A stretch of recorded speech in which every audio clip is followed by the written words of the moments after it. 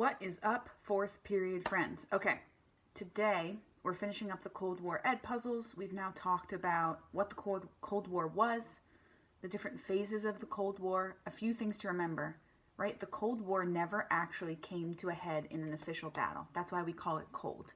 But the majority of the conflict existed between the United States and the USSR, the Soviet Union. One of the biggest concerns during the Cold War from the United States perspective was the fact that the Soviet Union was developing nuclear technology. We were too. We were working on the atomic bomb and the hydrogen bomb. But there was all this swirl of rumor about who had nuclear technology, who had missiles, what were they going to use them for, how far could they go, so on and so forth. And so there was a lot of panic that was ensuing around the world about these world powers and who had what kind of technology and what kind of damage that could do.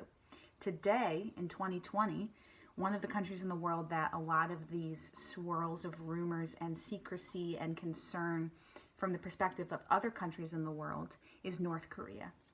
Right, the leader of North Korea is Kim Jong-un, and it's a communist country, right? Communist meaning government controls almost all aspects of life, business, television and radio, censorship, movement of people, how much money you make, what kind of job you have, how many children you're allowed to have. There's a lot of government control.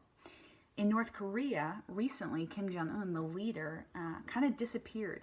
He didn't show up at this big event in Pyongyang, which is the capital city that honors his grandfather, who was the previous dictator in North Korea.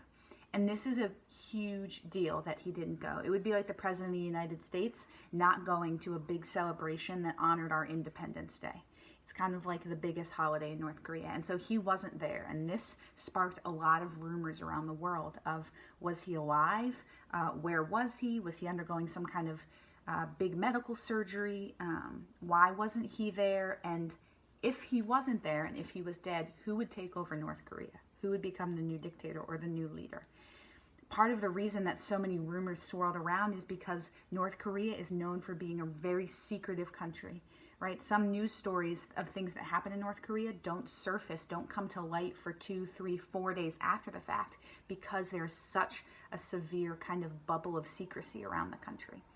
And so the question is, for a country like North Korea, who is known to be developing and have nuclear technology, in a world where their dictator may or may not be alive, he has since resurfaced and is fine, but if he were to not survive or if he were to die, there is no person set up to take over North Korea. And that's a real concern for the rest of the world, right? Because North Korea has been known to have conflicts with many different countries in the world. They've been known to be developing nuclear technology and have said publicly that they would use that nuclear technology if a conflict in the world would come to it. So the question in this Flipgrid is, why is it so concerning, or what would happen if a world leader like Kim Jong-un, the communist leader in North Korea, were to die and there not be a successor, there not be someone to take over? So think about it, maybe do a little bit of research, check out the Flipgrid prompt, and make sure you answer and respond to one other classmate.